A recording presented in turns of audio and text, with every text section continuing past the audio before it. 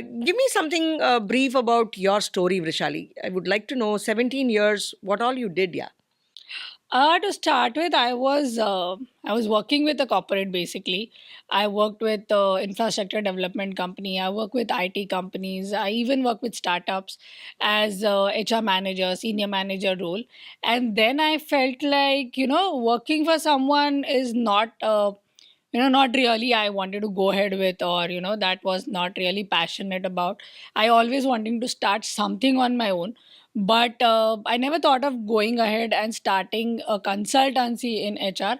But yeah, it was always there in my mind, and that's how I started in 2015, my own company.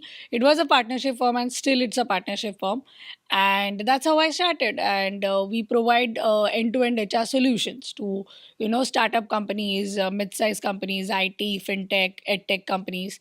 So these are my couple of industry specific, I would say, we work on. So this is what brief introduction of mine. Yes, it's a 17 years, and yeah, managing people is a whole lot of thing. It's not as simple as cakewalk or just celebrating festivals and Yeah, that's rangoli and what all. HR is supposed to do. No, that's not. That is probably one of the thing, or that is smallest thing that HR does.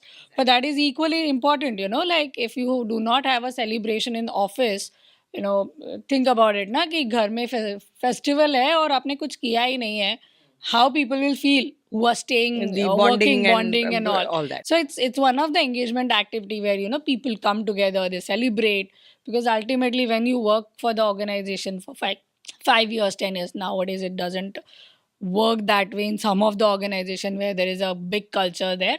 But when you're working together for so long years, the bonding is always there and you tend to celebrate. So it's a part of HR work again, I would say.